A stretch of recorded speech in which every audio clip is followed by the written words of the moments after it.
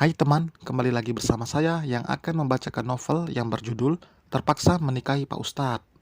Saya doakan kepada teman-teman yang membaca maupun mendengar agar diberikan rezeki, diberikan kesehatan, dan dilancarkan segala urusannya. Baiklah, langsung saja kita mulai. Bab 27. Ih, dasar otak mesum. Seru Alika dengan menyilangkan tangan di depan dada. Saat ini Alika hanya mengenai baju tidur berbahan tipis yang sudah jelas akan terlihat seksi di mata lelaki, termasuk Syafiq. Nggak apa-apa, toh sama suami sendiri. Kalau sama istri orang, baru dosa, balas Syafiq dengan senyum lebar. Udah aku malu. Lanjutannya lagi, Alika mengalihkan pembicaraan. Ini loh, yang nomor 10. Kalau tato, ya aku tahu nggak boleh. Yang lainnya belum paham. Tunjuk Alika mengarah pada materi di buku catatan nomor 10. Adab berpakaian bagi wanita muslim terakhir adalah diharamkan untuk mentato, mencukur bulu wajah, mengubah bentuk tubuh, dan menyambung rambut. Hal ini didasarkan pada hadis dari Abu Hurairah dan Ibnu Umar.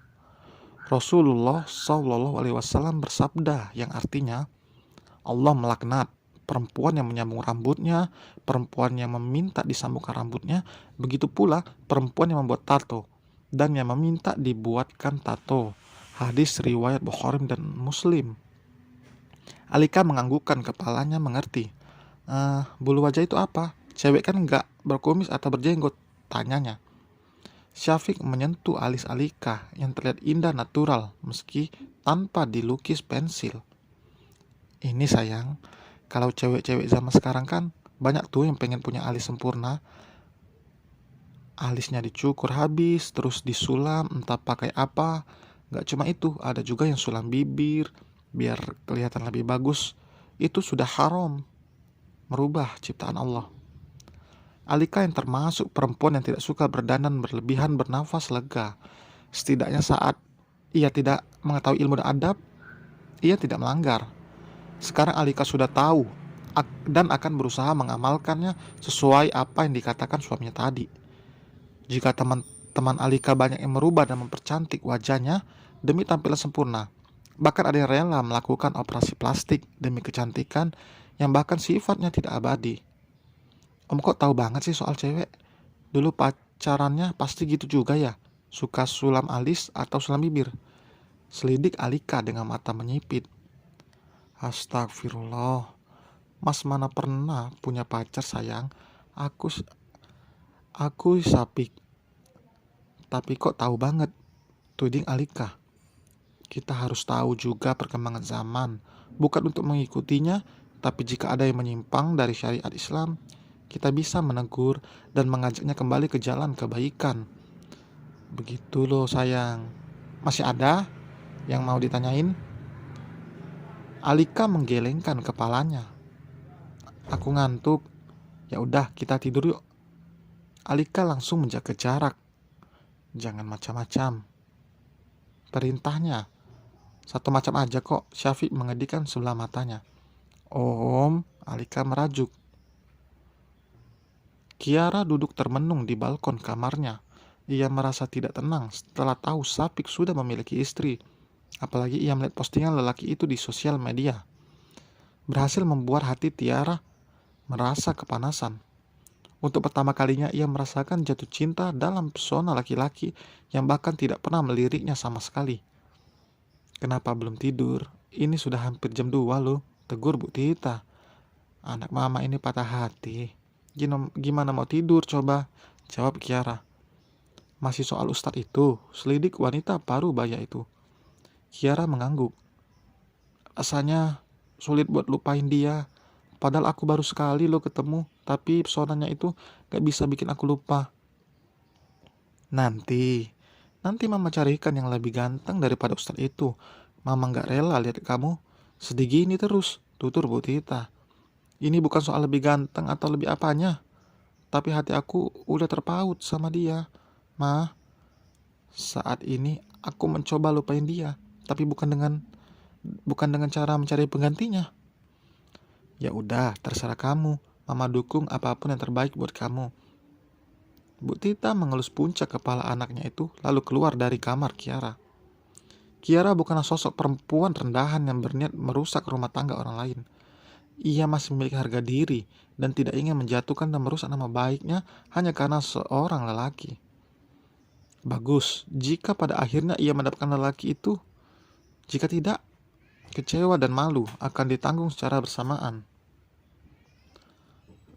Perempuan ini lebih baik memendam perasaannya seorang diri. Tapi ia baru kali ini merasakan jatuh cinta begitu cepat dan berdekatan dengan sakit hati dan kecewa yang dirasakannya. Ia bahkan berandai-andai jika dirinya lebih dulu bertemu dengan Syafiq daripada Alika. Sebenarnya Pak Handoko sudah lama mengenal Syafiq. Bahkan Syafiq memang sering mengisi acara-acara yang diadakan pejabat itu. Tapi Kiara sama sekali tidak memperdulikannya. Dulu karena di mata perempuan itu, mendengarkan sebuah kajian itu membuat selalu merasa ngantuk dan membosankan. Ia tidak tahu jika Syafiq yang sudah berada di hadapan matanya yang tadinya berat untuk dibuka akan terbelalak. Saat ini berandai-andai pun percuma. Maka dari itu Kiara hanya mencoba untuk melupakan perasaannya pada Syafiq. Mau tetap di sini atau pulang ke rumah? Hari ini Mas harus ke kantor. Syafiq berucap sambil membereskan tempat tidur, sedangkan Alika terduduk di sofa dengan mukena yang masih dikenakannya. Aku ngantuk, gumamnya. Bukan malah menjawab, ia malah mengatakan dirinya mengantuk. Astagfirullah. Sayang terkejut melihat istrinya itu tertidur dengan posisi duduk dan masih memakai mukena. Alika pasti merasa mengantuk karena tadi malam ia tidur pukul 1 setelah melakukan sesi tanya jawab dengan suaminya. Tidak tega membangunkannya, Syafiq membopong tubuh Alika ke ranjang yang baru saja dirapikan olehnya. Jika sudah seperti ini jelas, Alika akan ditinggal di rumah itu dan nanti dijemput kembali oleh Syafiq. Lelaki itu sudah sangat rapi dan keluar dari kamar, tapi sebelum itu ia mencium wajah istrinya yang menggemaskan itu. Ia akan merindukannya meskipun tidak bertemu beberapa jam saja. Menatap Alika seolah sudah menjadi candu bagi Syafiq. Alika mana? Tanya Sarah. Masih tidur. Dia belajar sampai jam 1 malam. Nanti kalau lapar juga bangun, balas Syafiq. Belajar apa belajar? Selidik Sarah. Belajar mbak. Iya, nanti istirahat makan siang kamu bisa nganterin mbak buat ketemu abinya Haura?